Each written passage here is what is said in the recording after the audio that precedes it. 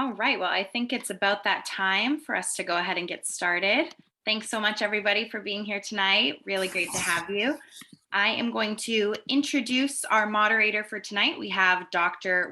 Robert Fetter, who is the chair of New Hampshire Healthcare Workers for Climate Action's Behavioral Health Working Group, and he's also a member of our board of directors. He's going to be introducing Dr. Pinsky tonight and moderating our Q&A. So, Bob, I'll pass it over to you. Okay, thanks, Emily. Well, welcome, everyone. I'd like to thank all of you for joining us today for what we have. It's going to be a great presentation on youth mental health and climate change. I want to acknowledge our sponsors for this presentation, who include the Climate Psychiatry Alliance, NAMI New Hampshire, the New Hampshire Psychological Association, the New Hampshire Psychiatric Society, the New Hampshire Public Health Association, and the New Hampshire chapter of the American Academy of Pediatrics. Again, thank you all very much for your sponsorship. Our presenter today is Elizabeth Pinsky from the Massachusetts General Hospital. After graduating Harvard Medical School, Dr. Pinsky did residencies in both pediatrics and psychiatry at MGH. Among a variety of clinical and administrative positions, she is currently the Associate Director of the Pediatric Psychiatry Consultation Liaison Service at MGH and the Associate Director for Advocacy at the MGH Center for Environment and Health. We do want to have an active question and answer period today, so if you have questions, please put them into the chat and I will call on people at the appropriate time for questions that I think are most relevant. Elizabeth is also hoping to do a case presentation today, which may involve some back and forth with the audience, so we'll also see how that goes. When you are called upon to speak, just unmute yourself, but try and keep yourself muted otherwise. Okay, then without further ado, Dr. Pinsky, thank you very much. Terrific. Thank you so much for that introduction, Bob. I have to start just by saying that I have been so impressed by how much New Hampshire Healthcare Workers for Climate Action has accomplished in this brief time that you guys have been active. So I was super honored to be invited to talk to you all tonight. I'm looking forward to it. I'm also going to pause for a minute to confess that I am very distracted and a little preoccupied with events in Texas and in New York. And so just wanted to, I guess, start by acknowledging that and by acknowledging that we are holding those families and those communities in our hearts, and reminding myself that there are many ways we can do better for our children, for their futures, and for their lives. And I'm reminding myself that we can come at that from multiple angles. And so with that said, how do I share my, there we are, final. And you guys can still see me, correct? Okay.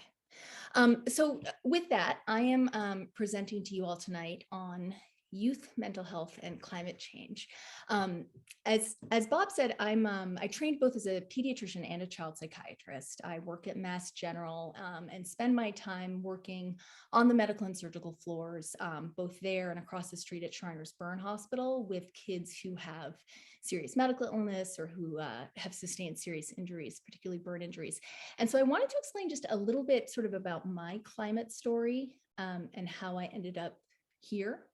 And for me, that was in 2018 when that year's IPCC report came out. So that would have been the 5th UN report on climate change. And for me, and I think for a lot of people, that was the report that really caused a little bit of an awakening for me, where I realized, okay, climate change is not, I had always cared, I had always been active, given money, voted, all of those things.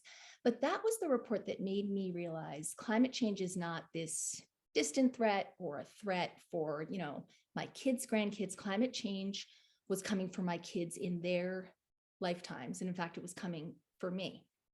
And I spun out a little bit. I got super anxious. I was consuming too much news on social media and really going down rabbit holes. I started to wake up at night worrying about it. It was, distracting me during work and when I was with my kids. And I thought I was doing a really good job of keeping that anxiety contained, and that my kids were, none the wiser about it. And in the middle of all of it, one night at dinner, my son, this little guy here, he was 5 at the time, out of nowhere, he says to me, "Mama, the earth can never die, right? It's like Santa Claus and it can never die." And so in that moment, I have a few thoughts, right? My first thought is, I'm Jewish. I don't know anything about Santa Claus. You need to ask your other parent. My second thought is that I've clearly done a terrible job containing my anxiety, and my kids have picked right up on it, which, spoiler alert, I'm going to encourage you not to do during this presentation. And the third thing that I realized was, I spend my days talking to medically ill kids and their families. I talk to kids about death and dying. I'm like an expert in talking to kids about difficult topics. And I had no idea what to do with this. I didn't know how to guide my own child towards being, a resilient person and a person who would take action in this, uncertain future I knew he was inheriting. And so that was what brought me to the point where I said, okay, I need to bring my personal life and my professional life into alignment and figure out how I can use who I am professionally to be talking about climate change as much as possible. And that is what brought me here. I have no disclosures. So what I'm going to do tonight is I'm going to try to talk about sort of 3 big chunks of things. First of all, what we know about how climate change is impacting youth's physical health and mental health. Second of all, this sort of amorphous, this climate anxiety that we talk about and that we're hearing a lot about, what we know about how young people are psychologically responding to climate change. And then I'm going to talk a little bit about approaches to support coping. I'm actually in large part going to direct that at folks who are parents or who have kids in their lives. There are awesome resources out there for those who are approaching this problem more clinically, including the Climate Psychology Alliance North America and the Climate Psychiatry Alliance. So I'll try to do a little bit of both, but I'm in large part going to be talking to people who have kids in their lives. And then we'll see how long all that takes, and try to maybe do some cases and have some time for Q&A. I'm going to start here though. This young koala has a mental health problem. And so this is, I think, would probably be the primary thing I would like people to take home from the presentation tonight. Anxiety about climate change is not a mental health issue. Anxiety, despair, rage, frustration, any of those feelings about climate change, they're not a mental health issue. Anxiety is in fact adaptive, right? We're animals and we feel anxiety to warn us about a potential threat and give us the opportunity to prepare for it. I would argue that anxiety about climate change is not just adaptive, it's actually healthy, right? Because it means that we care about the planet, we love the people and animals that live on it. So, there's a very good argument to be made that we shouldn't really be talking about climate anxiety, and maybe you shouldn't call in a psychiatrist to talk about it, because we're always talking about mental illness, but that what we're talking about is climate emotions or feelings around climate change. I'm going to use those terms interchangeably, mostly because I'm old and I can't learn anything new at this point. But just know that when I'm talking about climate anxiety, I'm not saying that that is a mental illness in any way. So with this group, I don't think I need to go into sort of what are the general health impacts of climate change. I'm going to assume that everyone here knows that climate change is fundamentally, it's a public health emergency, it's a human health emergency. But as a pediatrician, what I would call your attention to is that really each of these broad categories of health impacts are either more frequent or more severe or of greater consequence in children. The WHO estimates that 85% of the burden of climate change is borne by kids 5 and under. So whether we're talking about, kids' increased susceptibility to vector-borne illnesses like, Zika, Lyme disease here in the Northeast, whether we're thinking about the fact that kids need more clean water and nutritious food, sort of per pound of person, fact that kids bear the burden of asthma, sort of in all of these ways, kids are more susceptible to the health impacts of climate change. So I really do think of it as a child health emergency. And increasingly, we know that that's true in terms of the mental health impacts of climate change too. And why is that important in May of 2022? Because we are in a legitimate child mental health crisis in terms of the number of young people who are struggling with mental illness, the severity of the mental illness we're seeing, and the honestly just abject failure of our systems to provide enough care for all of the kids that need it. I pulled this quote, the Surgeon General had an advisory on youth mental health back in December, and I was sort of pleased or surprised or something to see him actually call out climate change in that advisory as a factor playing into the crisis.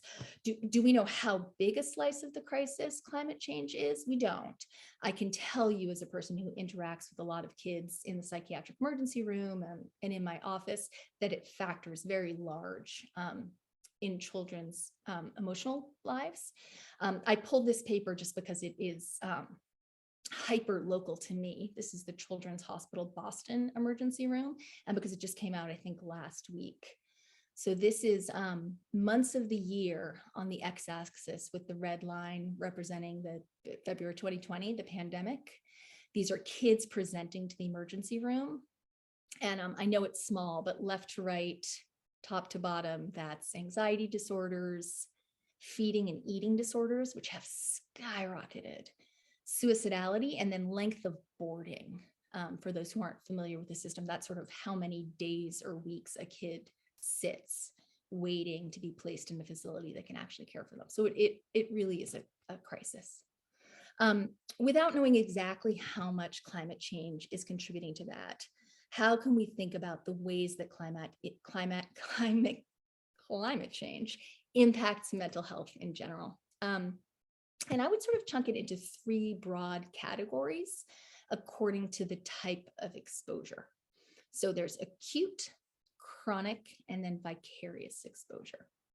Acute exposure to impacts of climate change, that's sort of the one we know the most about because there's a literature about disaster psychiatry and psychological first aid. So those are things that we know are becoming more frequent, more severe, and less predictable as the climate crisis deepens. So hurricanes, floods, wildfires, extreme heat, like we saw in the Pacific Northwest last year, and just now in India and Pakistan.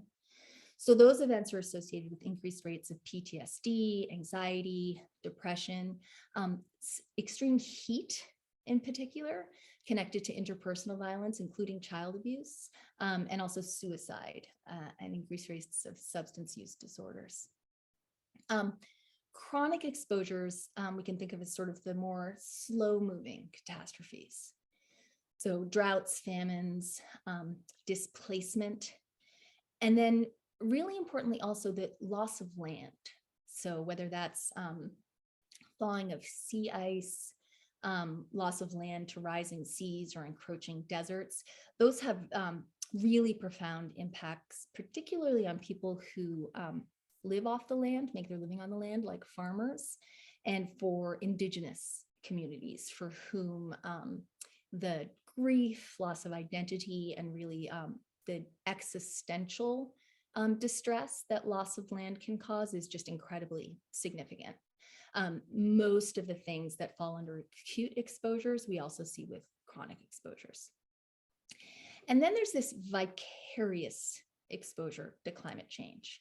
So exposure through someone else's experience, often as witnessed through the media or the news, or just through climate awareness. And this is the category that has like exploded in the public consciousness and in the media over the last couple of years. So people call it a lot of different things: eco-anxiety, PTSD, solastalgia is a term people may be familiar with, meaning homesickness you experience when you were already at home, presumably because home has changed around you. And we also know that those experiences are connected with fear, rage, anxiety, disaffection with governments. And I said earlier that all of those climate change impacts are more severe in young people. I would argue, and I think we increasingly know, that this is true for these impacts as well. Why? What makes youth more vulnerable? For one thing, particularly little kids are just dependent on their adult caregivers. So severe weather events or those more slow moving catastrophes are kind of a double whammy for kids because they experience the event and then they experience the loss of, a caregiver's full attention or of a parent who's now suffering from mental illness, and also loss of the social systems, particularly schools, which are so important for kids' well-being. We also know that these kinds of experiences have this outsized impact in terms of chronic stress experienced in childhood and more sort of formal adverse childhood events as they're described in the literature. We know that kids are at these critical periods of development where these experience causes impacts physical health and mental health throughout the lifespan. And then just emotional development in terms of disrupted attachments, losses, and how long and how severely that can impact kids' development. There's also this emotional or psychological vulnerability. Young people, even older youth, we all experience climate change as being sort of out of the locus of our control. It feels like we don't always have a lot of power over it. Young people feel that doubly. They can't vote. They don't exactly have the ear of lawmakers. So it feels like it's really out of their control. And importantly, we'll come back to this later, there's this additional sort of emotional injury associated with feeling betrayed by the grown-ups, by the adults who should be taking care of you. And then finally, there's additional vulnerability because of temporality, right? Young people are younger. We hope and anticipate that they will be alive for a longer period of time, and they are just going to experience more events associated with this hotter, wetter, less predictable world. So it's important to know that young people are inherently more vulnerable to these mental health impacts, but it's critical to acknowledge that not all young people are equally vulnerable. So we know that climate change is a threat multiplier. It finds the existing disparities and inequalities, and it exacerbates them. So whether we are talking about systemic racism, whether we're talking about inequality or disparity related to access to healthcare or education, or like the physical stability of the housing and infrastructures, how well they can withstand damage from an extreme weather event, we know that the communities that are at greatest risk here in the United States it's going to be young people of color, young people with disabilities, communities that are already living in poverty. And then globally, we know that it's largely going to be young people living in parts of the world that have been least responsible for the emissions leading to climate change, right? So young people living in the global South, living in low and middle income countries, they're the ones who are going to have experienced these climate change exposures for the longest and the most severely. I'm saying this, and this is going to be a little bit of a sidebar. I don't want to call it a sidebar because it's so critical, but I'm going to spend the majority of the rest of this presentation talking about that last category, that vicarious exposure and climate anxiety, because I think it's what I get the most questions about. It's what I think people are most concerned about here and now.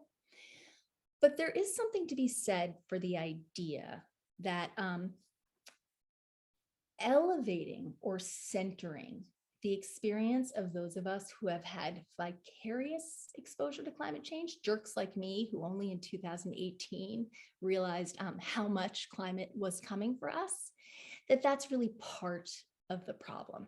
And that largely people who fall into that last category, that category, oh dear, I'm all over the place, that category up here of vicarious exposure to climate change, we're having eco-anxiety, that we're not the category of people that we should be concerning ourselves with most. Sarah Jaquette Ray, who's the author of field guide to climate anxiety, had this really thoughtful and thought-provoking article in Scientific American last year, I think in March, where she asks this question about climate anxiety, whether it's code for white people wishing to hold on to their way of life or get back to normal, to the comforts of their privilege. And I don't think that that's the whole story. I don't think that's the whole story at all. And I don't think Sarah Jaquette Ray thinks that either. But I do think it's important to plant that seed and to complicate our thinking a little bit as we launch into this discussion of eco-anxiety and sort of climate distress. So that said, and as sort of part of that same problem of the experiences of people of privilege being more centered in this discussion, up until recently, we knew we had a good amount of data that young people were distressed about climate change, but almost all of that data came from the US, the UK, Australia, from countries where people have relative wealth and where they're making a lot of admissions. This really important survey data came out in 2021. Sorry, I didn't put the date on. Oh, I did put the date on there in big letters. But so the lead author is Hickman, and it was in Lancet Planetary Health. It's worth looking up and reading. But so this was a large survey, 10,000 young people from 10 countries. And really importantly, it included countries that are in the global south and low and middle income countries. And what it showed was that this distress related to climate anxiety is really a global youth phenomenon. So significant majorities of young people in all of those countries felt anxious, angry, powerless about climate change. And here's the take home from that study. Feelings of betrayal and abandonment by governments and adults were linked with greater climate distress. Okay, so I'm going to say that again, because we are the adults. Betrayal and abandonment by governments and adults linked with greater climate distress. And then when you talk to these young people about their thoughts about climate change, again, it's really pretty sobering. So I'll let people look at this, but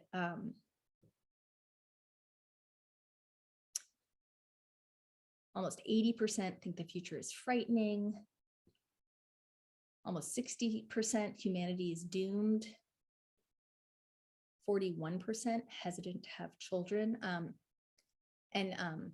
Young people factoring climate change into their reproductive decisions, that's been documented or demonstrated rather other places too. So what do we do with that? I've already said that climate distress or climate emotions are not a mental illness. We have, thought about the idea that PTSD, depression, anxiety, things that are related to acute exposure to climate change, we can't forget or ignore. Do we intervene on eco-anxiety, or do we let everybody be a big ball of distress and fear? And I'm saying intervene here, interventions, not treatment, because again, this isn't mental illness. Well, obviously, I think we do intervene, and I think we do try to help. Why do we do that? There is a small portion of young people and grownups for whom climate distress really does become what I would consider pathological, where it starts to become all-consuming, interferes with function. People can't, work, can't sleep, and sometimes even become hopeless or have thoughts of self-harm. That small group of people, I would absolutely say, need to be connected with true treatment. But also, we want to relieve suffering and distress. We don't want our young people to feel alone with these fears. We don't want them to feel powerless. And really importantly, we want them to feel empowered to take action, because that's the only way out of this mess, right? Is that everybody starts to do stuff. And we know that the barriers to bending the arc of the climate crisis are not scientific or technological. They're political, and I would say sort of emotional. So what we want is for, more and more people are going to be eco-anxious, right? As the crisis deepens. What we want is for people to engage with that anxiety instead of denying it, And we know that the number of people who say climate change doesn't exist, it's a conspiracy, whatever. We know that that number of people is becoming sort of smaller and smaller over time. But for people who accept that climate change is happening, accept that it's related to human activity, we want them to feel self-efficacy over despair so that they can move on and take action from that point. And I would argue that while we spent a lot of years worrying about climate denial, climate despair, or what sometimes gets called doomerism, is actually a much bigger impediment to progress at this point. So what can we do? And again, some of this is directed at parents, some of this is directed at care providers. But the first thing is that we have to talk to our kids about climate change, the same way that we want them to hear about sex and death and racism and all the other things that are hard to talk about. We want them to hear about climate change from us too. So that's about providing opportunities. So leaving the door open and keeping your ears open for discussion about or worries about the climate or environment from your kids. And what are we going to do? We're going to be honest and age appropriate, curious about what they already know, and providing accurate information. And then this is the hard one, providing support without minimizing, because our instinct is often to reassure kids. And it is possible to be supportive without minimizing what kids are experiencing. I did include this brief script for a younger child here. I think in the interest of time, we won't look at it closely, but I have some resources at the end of the slide deck for folks. There's lots out there about how to talk to your kids about climate change in a developmentally appropriate way. Further ways to support youth coping, cultivating connections to nature. In younger kids, and this goes for the events in Texas this week and a lot of other things that happen, monitoring their exposure to media. And this is a piece of anticipatory guidance that pediatricians and other people, I think, should be giving to all of their families. A huge number of households in the United States have the TV on just in the background all the time. And while we don't want to keep information from kids, we also don't want kids to be exposed to information that they can't understand or process without a grown-up knowing what they're hearing or seeing and being able to support them in it. Taking action on your own, and I include that one because we know that our inaction, adult inaction, is one of the things that is causing young people's distress.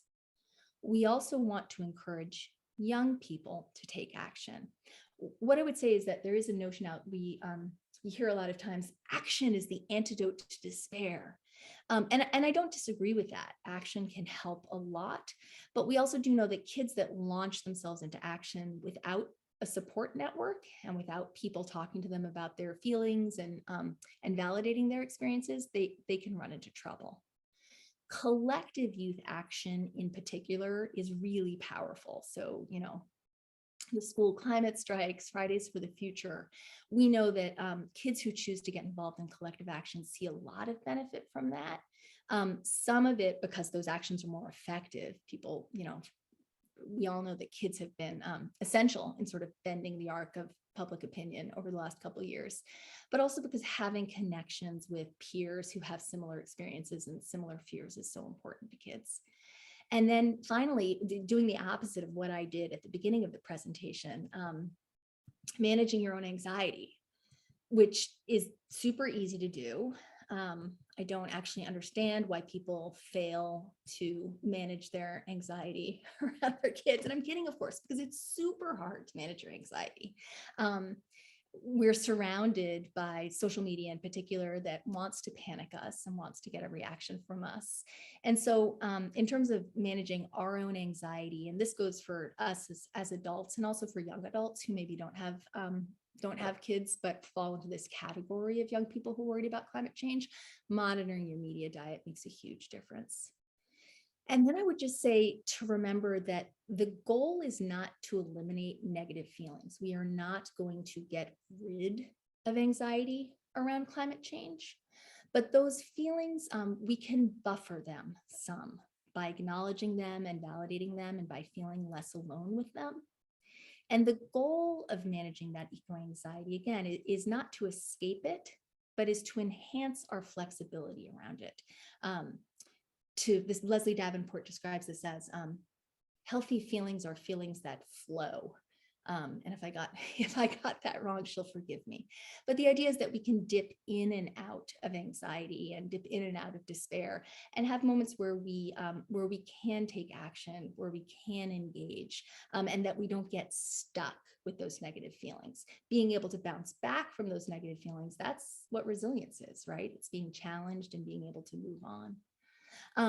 Finding an effective community is as important for us as it is for young people. My guess is that for some people here, New Hampshire healthcare workers for climate action is that effective community, but having a group of people who you are moving forward with is hugely important and hugely good for mental health. Take breaks. That's another part of being part of that community, because you know that when you need to step back, someone else will step in for you. Spending time outside. Centering environmental justice is really critical, related to some of the stuff that I talked about earlier. And then the last little tidbit that I'm going to give you is about cultivating meaning-focused coping. What is that? I will tell you. So this is Maria Ohala is a psychologist in Sweden who did some work with climate anxious kids, actually really a long time ago, like 10 years ago. And she looked at these kids who were worried about the environment, and she looked at how they coped. And she came up with some interesting findings and a way of sort of framing different methods of coping and what they're for. We want people to be able to cope with eco-anxiety because we want them to feel better and because we want them to engage. And so the two sort of big types of coping that we think about are problem-focused coping and emotion-focused coping. So a kid who is a problem-focused coper with climate change says, I'm gonna, research kelp forests, and I'm gonna get a recycling club going at my school, and I'm doing a beach cleanup, and they do stuff. And the findings would suggest that those kids are, unsurprisingly, more engaged and more effective and more active on climate and the environment. They don't always feel a lot better. And it's important to note, actually, that these studies were done before the collective youth action movement became so big. So I actually think that might change the findings today. But so those kids who are problem-focused copers, they get stuff done, but they don't necessarily feel better. And then there's emotion-focused coping or emotion-focused copers who are really, they're trying to find a way to regulate or modulate those negative feelings. And that can be, there can be negative coping strategies. I'm going to be in denial. I'm going to convince myself that climate change isn't real. But they're not all negative. They can be distracting yourself or journaling or seeking support, talking to a friend. And then there's disavowal, sort of denial light, which is what I think a lot of us do, where we sort of have one eye open and one eye closed about climate at the same time. And what it would suggest is that those kids feel better. They have regulated their emotions, so they have lower negative emotions, but they're not really engaged in the environment or on climate.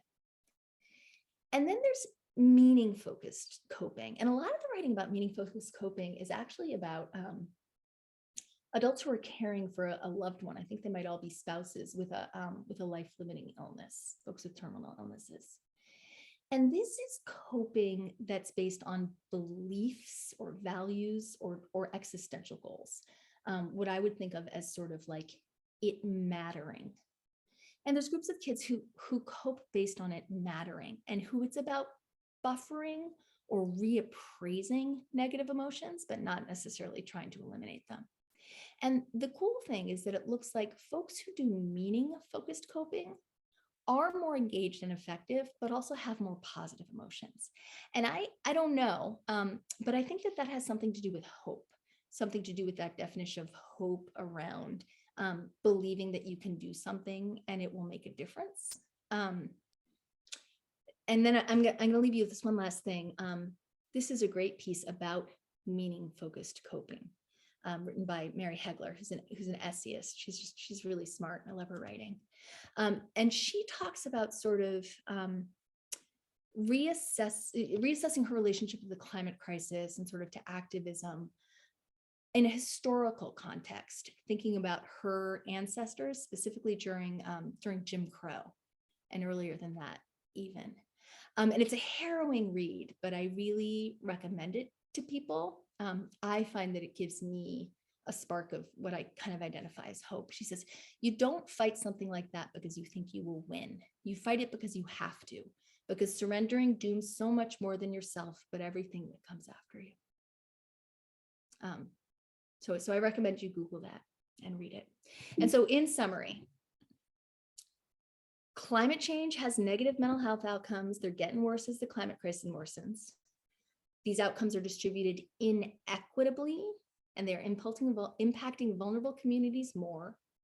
Youth are at increased risk, and importantly, the negative emotions are connected to us not being active enough.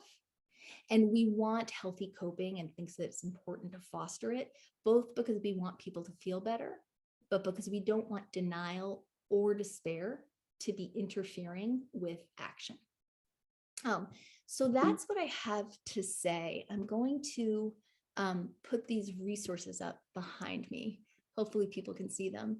And I guess I would be curious, Bob, do we want to, I do have a few cases, but I would love that to be interactive if we talk about. Sure. Well, we have some questions in the chat right now. Why don't we take a few of those and then we can go to a case. Okay. Perfect. Okay. Carl Cooley has a question about primary care. Carl, do you want to unmute yourself and ask your question directly to Elizabeth? Sure. Elizabeth, thank you for your presentation. This has just been wonderful. I wondered about, I guess, integrating your ideas in, well, pediatric primary care settings and maybe others, so that primary care providers can address some of these issues directly. So that's a great question. I am not a pediatric primary care provider, and I know that there are some in the Zoom. So if anybody wants to chime in, they're welcome to. But so there's a recent paper out of Wisconsin. Do people know that paper about integrating? Yeah, so people know that paper already about integrating sort of climate change into pediatric primary care. We'll put it in the chat so Perfect. people can find it. What I would say is that, well, I'm not a pediatric primary care provider. I know that you guys do tons of mental health care. You are the main mental health care providers for kids here.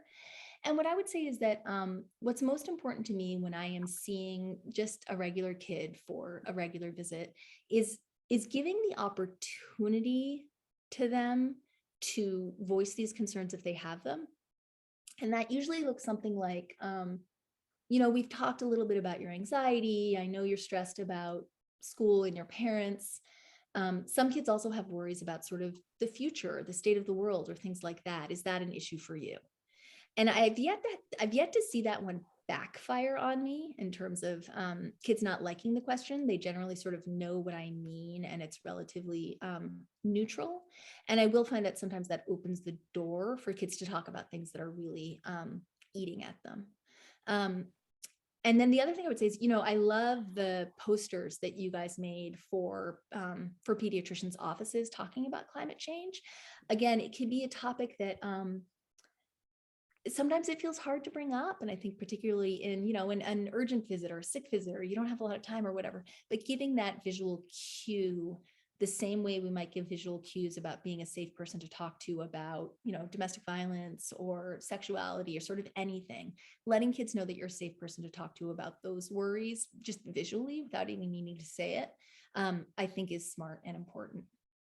So I don't know if that answers the question or if anybody else has anything they want to add. Thank you. Thanks very much. Gabriella Lozada had a question about the immigrant community. Gabriella, did you want to go ahead? Hi, hello. Thank you for your presentation. I was wondering how the immigrant community can be engaged into talking about climate change Like because they feel far away from home, sometimes they have to move because of climate change. So I was wondering, what is your take on that? So what I would say is that we know that communities of color, folks in communities of color in the US are more worried about climate change and care about it more than white communities. So we know that folks are already engaged in thinking about it and in worrying about it. The most effective organizations that I know of at sort of activating or engaging in communities are grassroots, are people from within their own communities who band together. What I would say is that the data would also suggest that this notion of eco-anxiety doesn't map super well onto folks from other places in the world, maybe who have really experienced the direct impacts of climate change. The notion of eco-anxiety doesn't resonate all that much with people. But I think, those voices are obviously incredibly compelling and important. I would say that it's probably folks and providers from those communities who have the most power to get folks engaged and to do it in a way that is most congruent with what's important. I don't know, that feels like a non-answer. Do you have an idea, Gabriella? I wish I had one. Yeah. Yeah. Okay, thank you. Well, we have lots of great questions. Let me take one more question for right now, and then we'll go to a case with Elizabeth, and then we can get back to some more questions. Seton Savage had an interesting question regarding tick-borne diseases and kids' relation to the natural world. Seton? Yeah, thank you. And thank you, Elizabeth, for a wonderful presentation. It's not only related to children, I think it's related to all of us. One of your recommendations is to get outdoors and enjoy nature. And many of us are finding with longer tick seasons and mosquitoes and the fact that they're bearing increasingly life-threatening illnesses at times, that nature, which once was such a sanctuary for us, is feeling intimidating. We're covering our bodies, we're spraying ourselves in order to go out and enjoy nature.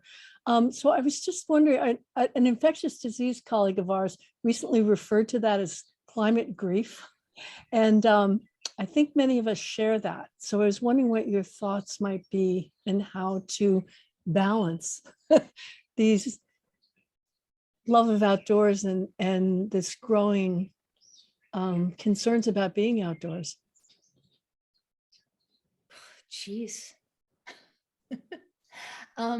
So I guess what I would say, first of all, is that also, I realize y'all are in New Hampshire, but I live in Boston, and outdoors doesn't necessarily mean the wilderness always. And there's urban outdoor spaces, and the ways that people enjoy the outdoors in my neck of the woods is not very woodsy. So that's one thing I would say. And then, I don't know that I have a good answer to the other question, except that I think it's a good question.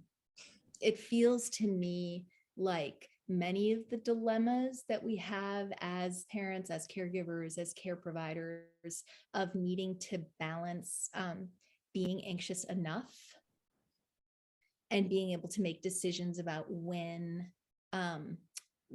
how much caution is enough, and how you balance it against the benefits. And I don't know that there's one answer, or that the answer is the same between families and different people. I don't know that I have a better answer than that. Thank you so much. Thank you. Okay. Thinking about it. Elizabeth, do you want to go ahead with one of your cases? Sure. Those? Okay. What should we do? Let's do the one that gets at Gabriella's question a little bit. So all of these are based on, though not exactly representative of cases that I've seen within the last year or two. So I'll read this, and then maybe, I don't know if people want to raise their hands, or even just, I don't know how many people are on the call. Maybe we can unmute and just call stuff out if that doesn't cause chaos. But so Yesenia is a 12-year-old girl from Guatemala who presents to the ED after disclosing to a teacher that she is having visions and hearing the voice of what she calls an evil woman, especially at night. She's been superficially scratching herself with nail clippers to make the woman be quiet. And when I meet her, Yesenia has healing scratches on her arms. She's tearful. She's withdrawn. Her thoughts are linear. She doesn't appear to be responding to any kind of internal stimuli. She doesn't appear to be hearing voices or seeing things. But she says that she can see a frightening woman in the corner of the exam room. Does anybody have thoughts about this one? A differential, or what are your initial thoughts? Is she psychotic? Chris Cooley's shaking his head no. This is Mary Russell. Hi. I would generally, I'm Mary Russell. I'm a Navajo psychiatrist, and I work with a lot of Indigenous patients. And I don't categorize people, especially children who are hearing voices, into being psychotic. I think it can be very culturally appropriate to have those kinds of experiences. And even if they were put on, say, an SSRI, but not an antipsychotic, many times the psychosis, supposed psychosis, resolves itself. And so I think it is really just a presentation of how maybe she's experiencing her distress. And so I don't think that it's something where you would have to hone in on and say, oh my God, this is, you know, a young woman, a young girl who's going to develop schizophrenia, because I don't believe that that's the case. I think you really have to look at, you know, what the source might be, and look at her culture and background, and even about, you know, just I guess just kind of what she might think about this evil woman. Yeah. And Let me give you a little more information. Look like somebody in the family or something like that. I don't know. So I'm going to give just a tiny bit more information here. The aunt arrives in the ED. She's her guardian. She tells us that Yesenia's family was displaced from the land they'd farmed for generations by crop failure related to drought and by severe weather, and that there had been 2 hurricanes in Guatemala in 2020, including one that damaged the home she lived in and one that destroyed her school. And then there was also community violence that she was exposed to. So she had been sent to the US under the care of an older cousin 6 months ago. The aunt does not know a lot about what happened during that journey, but she worries that things might have happened, and doesn't know what she might have experienced. So does this inform our formulation of Yesenia at all? What kind of exposure to climate change is this? I see Mike McClellan has his hand up, but I don't know if he's responding or. So can I talk, Bob? I'm waiting. Sure, go ahead. Sure. I'm actually reading a great book right now, very relevant. It's called The Sleeping Beauties by Susanna Sullivan.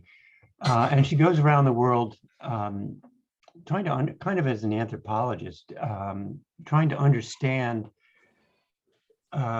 diseases that might be thought of as in Western psychiatry as psychosomatic, but culturally really are ways to express distress of whatever sort. This is land loss is one of the things going on here, to pick up from your talk. But just as the former speaker was mentioning, I think trying to medicalize this right off the bat is probably not a good idea, but understanding the culture, and this may be, we don't know, this may be a accepted cultural expression of distress, and indeed it might be that a healer, a traditional healer, might be the most appropriate kind of person to help someone like this. It's so difficult for us who haven't been through, grown up in her culture, to know what this might mean without really understanding how distress is expressed kind of normally, I would say, in certain cultures. Thanks. Robin Cooper, did you have something you wanted to add? First off, just thank you, Elizabeth, for such a beautiful talk. But this case is really, really distressing to me. This is like the canary in the coal mine. I think you're showing us through Yesenia what may be in store for the complexities of climate displacement that are due to the kinds of degradation and inability to live on the land and the world that has much more uninhabitable space. Clearly, she has had a separation from her community and her core family. She's completely in a new environment that she doesn't understand. She is suffering from that isolation, probably, and it is very likely that in the processes of displacement and migration, individuals, women and children more so, are going to be exposed and are exposed to sexual trauma and abuses and even slave trafficking. So the kinds of things that we're going to see in people who are not empowered enough to have enough controls in their lives are going to be enormous as we face greater and greater displacement from what is, it's not the right term, but climate refugees. It's a legal term, so I know I'm using it incorrectly, but I think this speaks to that. And then, of course, the many, many ways that people express their profound distresses and trauma is what you're also showing us. So let me give you the final slide about Yesenia. And to clarify, we discussed with the aunt says this is not a thing people in my community do. This is not a cultural phenomenon that I'm familiar with. She's quite freaked out by it. Yesenia is discharged from the ED with diagnoses of PTSD and anxiety, and the best that we can do for her at that moment is hand her the crisis team phone number. And she's on a wait list. I say that in the emergency department, we are pros at putting children on wait lists for the things that they need. And on top of needing trauma-focused therapy, she also needs or would benefit from a Spanish language provider. And this kid's aunt is tenacious. She is a dog with a bone. She calls those agencies every single week. And ultimately, the kid is connected with care 4 months later, which in my neck of the woods for a kid who needs a Spanish language provider is like a miracle. The aunt is dependable, loving, stable. The therapy is good, and Yesenia gets better. Her mood improves, her anxiety improves, she gets rid of her visions, other symptoms that she's having that are consistent with PTSD improve, and she's eventually able to discharge from therapy and does well in school and at home. Wow, that was really, really interesting and informative, Elizabeth. People seem, very attuned to this case. I'm wondering, do you have another case you can present now? Do you guys want a big kid or a little kid? Oh, how about a little one?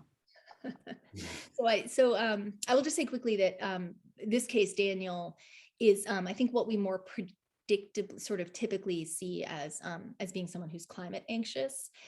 His symptoms progress and become really pathological. He's not functioning well. He does better in therapy, sort of getting support and validation.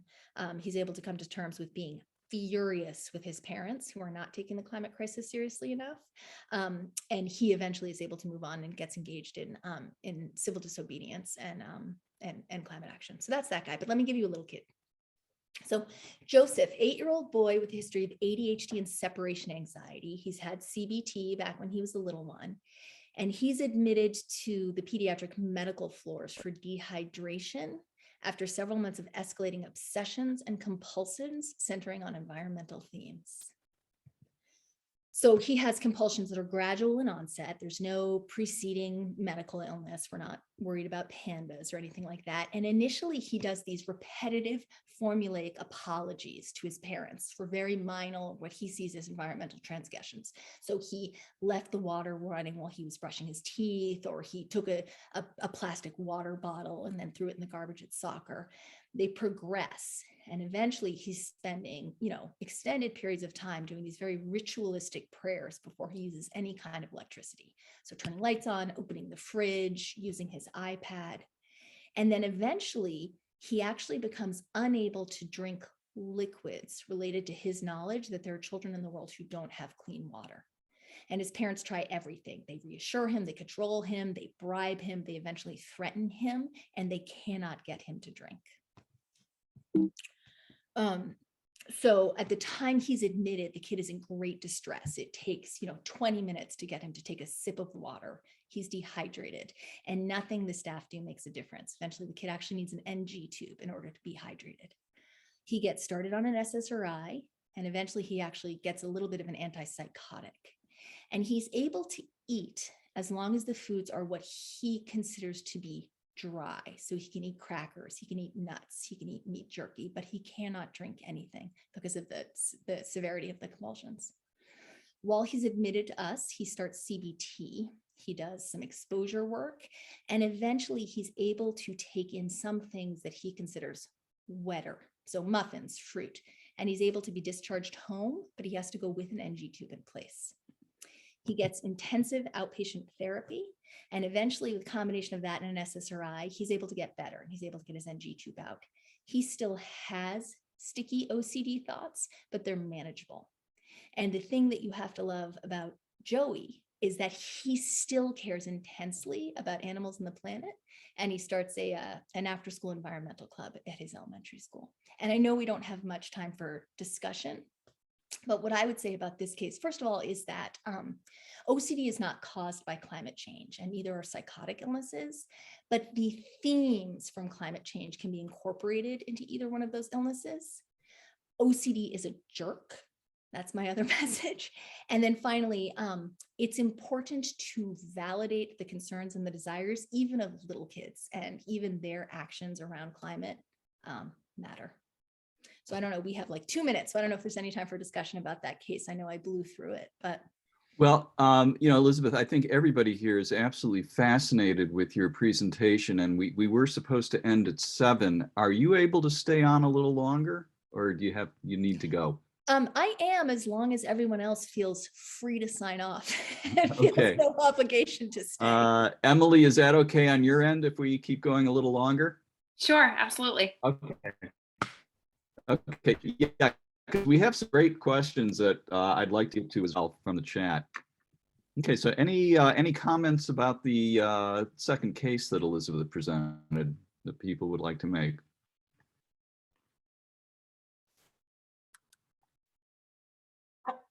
Can I just say, I'm curious about it. You gave a lot of information about the aunt and the aunt in the first scenario. What is the role of working with the parents? How do we bring? Is there an assessment process for where the parents are at in all of this? Do the parents tend to lean towards seeing it as just a mental health issue with environment, kind of as the way it's, presenting, or is there anything that sort of goes along with the treatment or the approach that might help a child? So I guess what I would say is that, I'm a child psychiatrist, so there is no treating a kid without treating the family. That's where kids exist. Kids who present like the second case with like full on, like their main problem is just pathological climate anxiety, I have to be honest, are really rare. I rarely have a kid, and even folks in, there's a couple psychologists in Boston who work pretty exclusively with climate distress. There aren't that many kids out there who that's the only issue. And so I would say certainly there's plenty of issues with, or plenty of difficulties with families being dismissive of kids' concerns. And that's not limited to climate change. Parents are dismissive about things that bother kids, left, right, and center. In that particular case, I knew it was a climate change case. I don't know that the aunt or the kid did, or that they needed to. For them, it was a trauma case. And I included those details about how tenacious the aunt was, because I agree that we always want to be aware of sort of culturally mediated syndromes, and we want to be really thoughtful about the culture a family comes from, but the culture of that actual family is also always really important. And I wanted to make sure that it was clear that we should not underestimate families that are coming from circumstances that are difficult either. Great point. And that aunt was like a powerhouse and completely got it and knew exactly what was going on. And the fact that she was Spanish language speaking didn't have anything to do with that piece of it. Thank you. Thanks, Elizabeth. That is a really, really profoundly impactful case. I'd like to get back to some of the questions from before. I apologize for my pronunciation of this person's name. I think it's Andres Onorai has a very interesting question about children and blaming. Do you want to go ahead and ask your question? Yes, sure. Hi, everybody.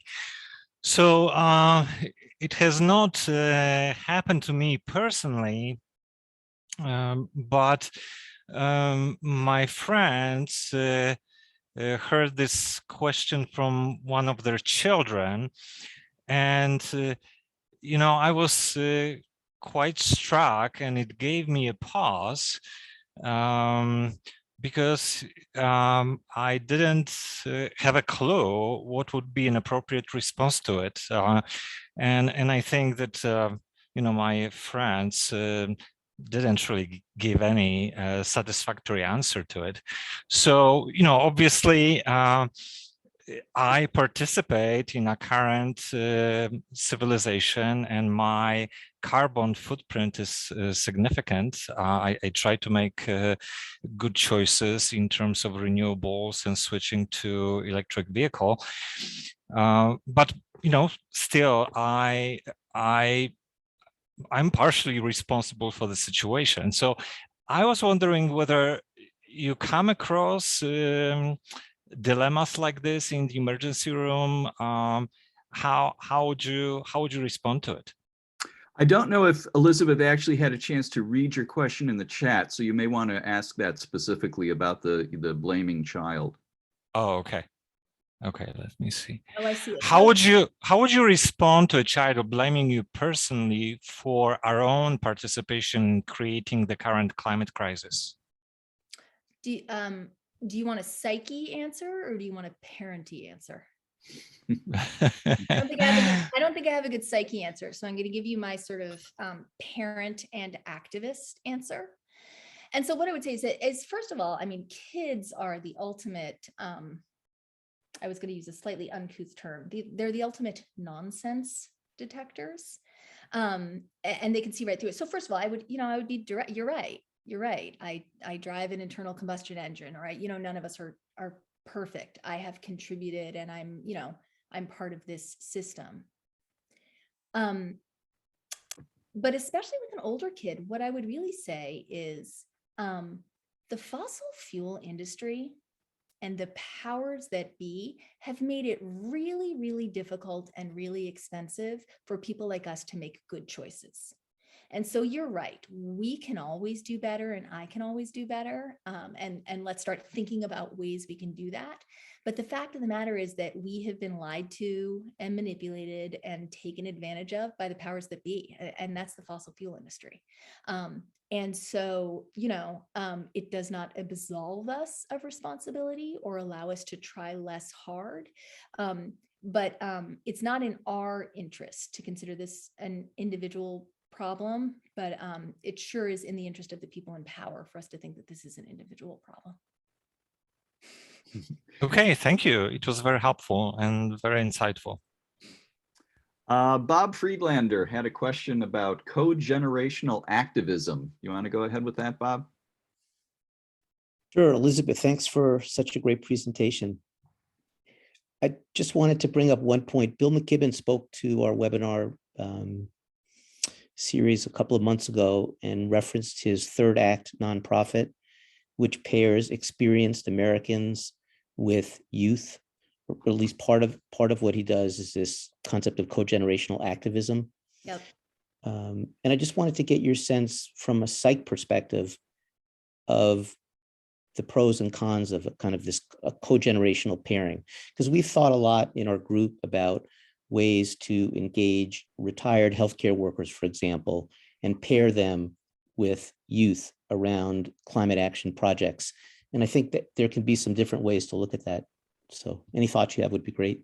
I mean, just that I can't really come up with many cons. It feels sort of all pro to me in terms of, different skill sets, different knowledge bases, and how powerful it is for young people to feel supported by their elders, and how powerful it is for old people to feel like they can connect with younger generations. So I know Third Act is relatively new, and I only learned about it relatively recently, but I think it has tremendous power, and from a psychological perspective, that there's something really reparative about it. So this issue of blaming an older generation or experienced Americans for problems, this kind of co-generational pairing would be a way to work through that. Yeah, to repair positively. that a little bit. I feel pretty furious at my parents' generation sometimes. I'd love to see them get out there. Okay, thanks. Not that I'm young, but. Semra Ater had a question about access to nature for some kids. Semra? Hi, thank you, Elizabeth. This was so wonderful. Really appreciate your talk. So I connected to your thought about helping kids by connecting to nature, but I know that about 75% of non-white lower income kids live in what we call nature deprived areas. And you mentioned yourself that you live in Boston. So how can we think of ways to enable kids to connect to nature when they live in perhaps very urban low income settings and don't have a lot of green space? How can we center on environmental justice in those contexts? Yeah, it's a great question. So first of all, I would say that I am not the smartest person to talk about this, but there have been a lot of people who've looked closely and really thoughtfully about this issue around specifically urban green space. The first thing is just to center environmental justice. And in all of our activism and in everything we do, keep in mind that preserving and expanding green space in those nature deserts is a priority sort of policy-wise. I realize that doesn't necessarily help, the child in front of you. But then oftentimes there is, even if there is not wilderness or far nature, oftentimes there is some form of nature that's near, whether it's a park, and even if it's a ride on the T here in Boston, the subway, in the rest of the world or somewhere else, there is something that kids can access. And there is some data that even urban nature has healing properties for young people. And, there's more and more, rooftop gardens and urban community gardens and things like that. There are ways that kids can access it, but you're right. It's another form of sort of, it's another disparity that's out there, and another example of the ways in which the structures that we're at least currently operating within exacerbate, the existing vulnerabilities. Thank you so much. Okay, I think we've got time for one more question, then we got to let everybody go here. Steve Peterson had an interesting question about a national youth course. Steve? Oh, thank you very much. Yesterday, we heard from Sammy Aarons, who formed a group called the Resilient Activist, and she talked about one of the findings of their group was that as the group, well, if there's an activist who's having some difficulty, the best thing for him is to join with others, peers and so forth, in environmental activism groups. And I'm thinking that maybe we could support something like this, especially if we had the political will in Congress and so on, a national youth corps kind of thing idea. I just was thinking about that as a possibility. And one last thing is the Canadians have a tiny forest or a small forest initiative where they start forests in any open space in the city. So that's another place where you might be able to find activities for youth. Thank you. It was a wonderful talk. Thank you very much. In terms of a National Youth Service Corps, you're talking to the right person. I did AmeriCorps in between high school and college. I did a program called City Year here in Boston. And from every perspective, in terms of sort of social cohesion, bringing young people from different communities and different socioeconomic backgrounds and different educational backgrounds into a place together in terms of sort of channeling youth energy. National Youth Service Corps are, they save money. I mean, there's nothing about them that isn't great. But again, you know, unfortunately, it becomes a question of sort of politics and political will. Okay. Well, Elizabeth, I can't thank you enough for being so generous with your time and for such a fantastic presentation. I think we may have to have you back again because I think